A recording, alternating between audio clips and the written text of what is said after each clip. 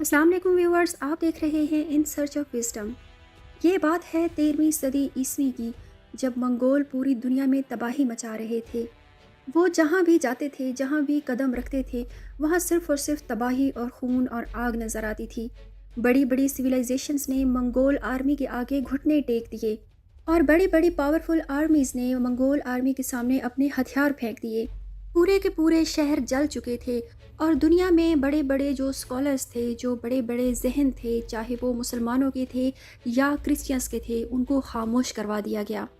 13ویں صدی عیسوی اور 14ویں صدی عیسوی، یہ دونوں صدیاں منگولوں کے ظلم و ستم، تباہی اور ان کی بربادی کی منظر کشی کرتی نظر آتی ہیں۔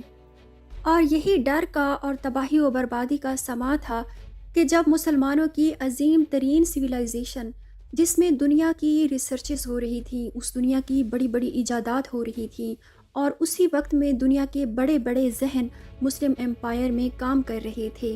اور یہی وہ وقت تھا جب یہ اتنے بڑے بڑے ذہن، جو کہ دنیا میں انقلاب برپا کر چکے تھے، اپنی آنکھوں سے اسی دنیا کو زوال پذیر ہوتا دیکھ رہے تھے۔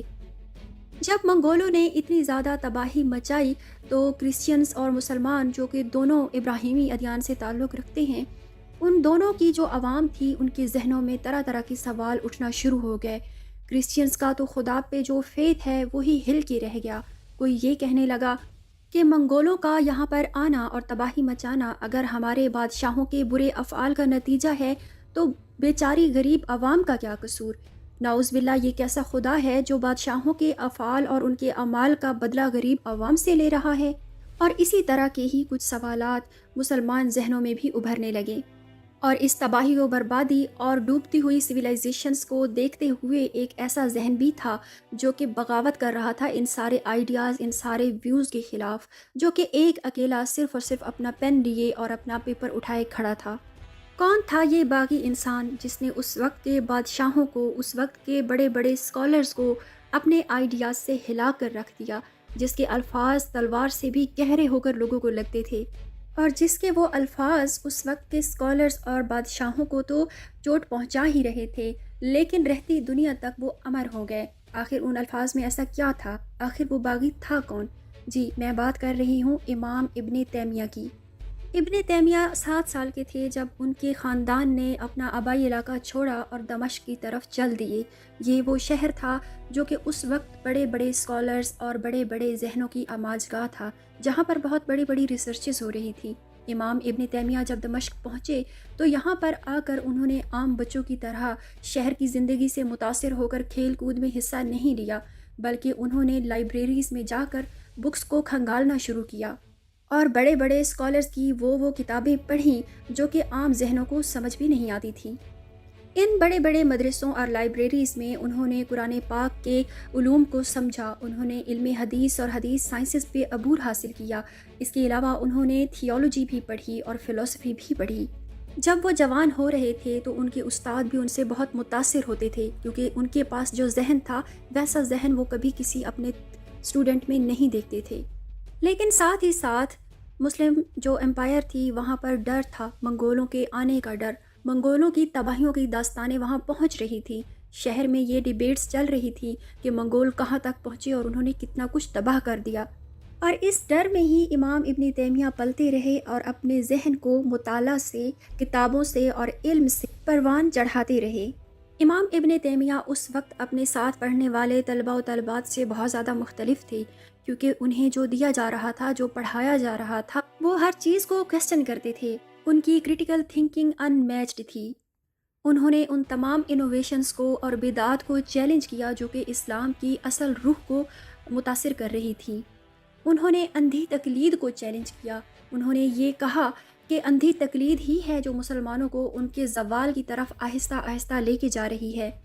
اور یہ باتیں نہ صرف وہ لکھ رہے تھے یا اپنے ذہن میں سوچ رہے تھے، بلکہ بڑی ہی بہادری سے بڑے بڑے جو اس وقت کے اسکالرز اور علماء تھے ان کے بیچ کھڑے ہو کر کہتے تھے۔ لوگ ان کی اس بہادری اور بے باکی پہ حیران ہو کے رہ جاتے تھے کہ کس طرح سے وہ اس وقت کے بڑے بڑے اسکالرز کو چیلنج کر رہے تھے۔ کچھ لوگ ایسے تھے جو ان سے متاثر ہو رہے تھے، جو اپنے ذہنوں میں اور اپنی سوچوں میں انقلاب لے کر آ رہے تھے، لیکن بہت سارے ایسے بھی تھے جو ان کے دشمن بن چکے تھے۔ جو کہ اس وقت کے بڑے بڑے اسکالرس تھے اور جو اس وقت رائل فیملیز اور رائل کورٹ سے تعلق رکھنے والے لوگ تھے، کیونکہ امام ابن تیمیہ کے جو آئیڈیاز تھے، جو ان کی انقلابی سوچ تھی، وہ اس وقت کی ایلیٹ کو بہت متاثر کر رہی تھی۔ انہوں نے امام ابن تیمیہ کو خاموش کروانے کی بڑی کوشش کی، سر توڑ کوشش کی، لیکن امام ابن تیمیہ خاموش نہیں ہوئے۔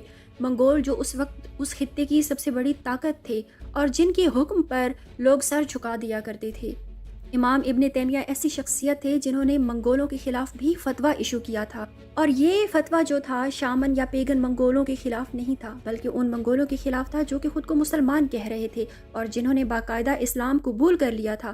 امام ابن تیمیہ کے فتویٰ سے انہیں بہت زیادہ چوٹ پہنچی، کیونکہ وہ خود کو مسلمان کہتے تھے، لیکن امام ابن تیمیہ نے یہ کہا کہ مسلمان ہونے کے باوجود بھی منگول اپنے عادتوں سے اور اپنے ایکشن سے اسلام کے جو کور پرنسپلز ہیں ان کو متاثر کر رہے ہیں اور ان کے مطابق چل بھی نہیں رہے۔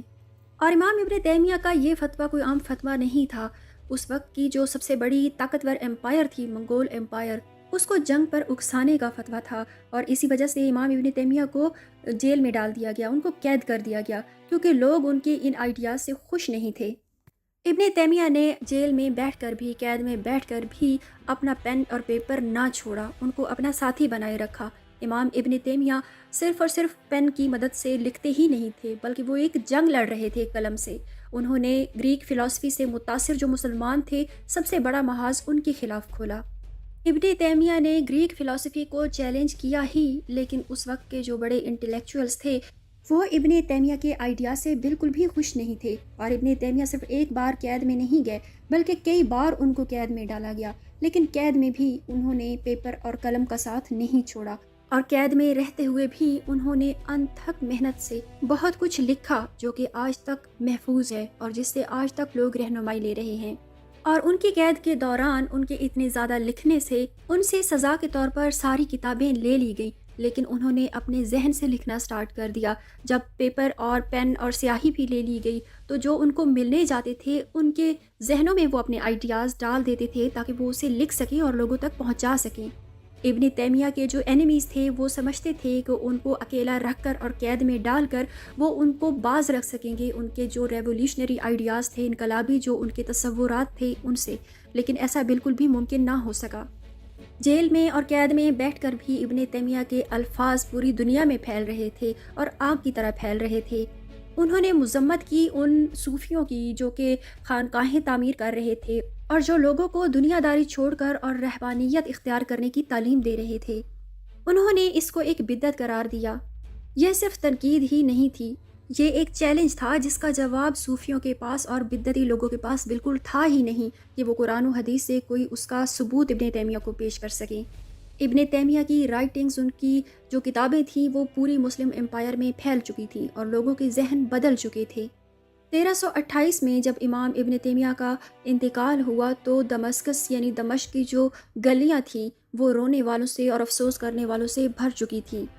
امام ابن تیمیہ کی جو کہانی ہے اس کا اختتام ان کی موت کے ساتھ بالکل بھی نہیں ہوا، بلکہ ان کی رائٹنگز، ان کے آئیڈیاز وہ آج تک اسلامک تھاٹ کو شیپ کر رہے ہیں، متاثر کر رہے ہیں۔